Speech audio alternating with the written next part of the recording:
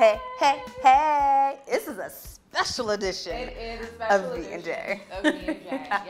Yes. We are weighing in on the hottest topic of the weekend, BET Awards, guys. The BET Awards. We really had so much commentary we couldn't hold it in. Couldn't so hold we it. decided to just give you guys a special brew. I think we should start on a high note. Let's do it. We'll go with our favorite moments of the night.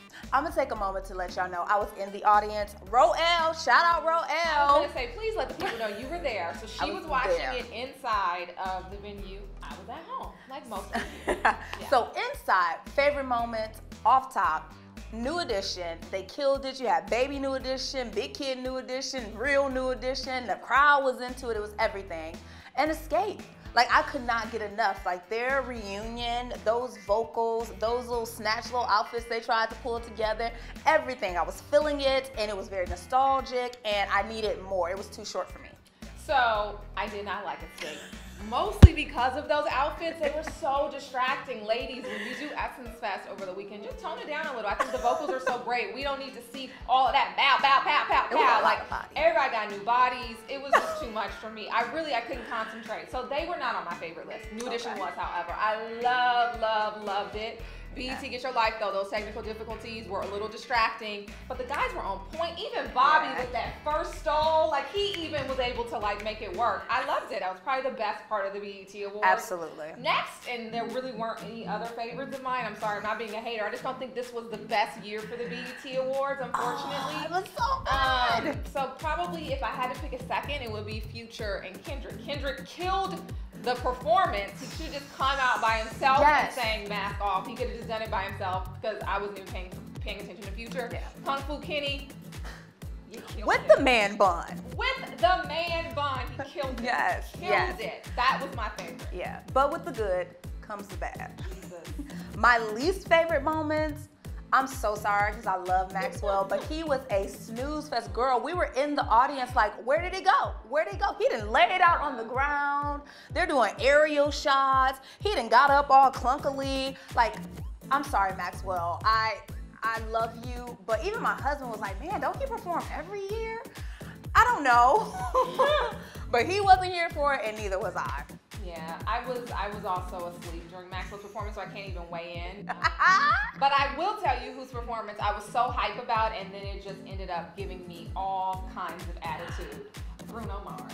You do not open a show that way. I'm sorry, we disagree. What? While I love him, I think he's an amazing performer. Can you give the people, and I wasn't the only one, if you were on Twitter, can you give the people the songs we want to hear? Where was 24 Karat Magic?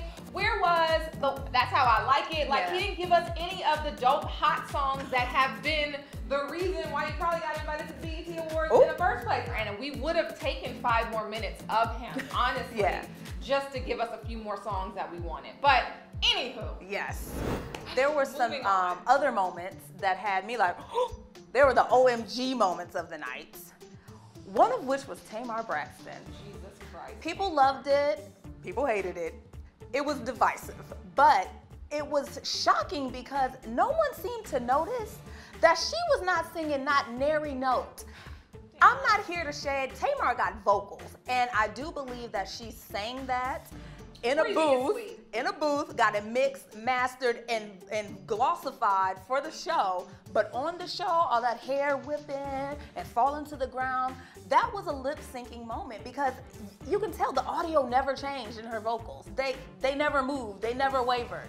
And she had fell out on the ground, y'all. Come on now. I was waiting for LL Cool J to come out because I was like, oh, this is lip sync battle. We're watching the episode of lip sync battle. It is Tamar Braxton versus her wig girl. It was just too much. There's a lot. I thought the thing was gonna fly off and hit somebody, one of these dancers or somebody in the face. It was just too much. It was horrible. However, that was not my OMG moment. Ooh, what was yours?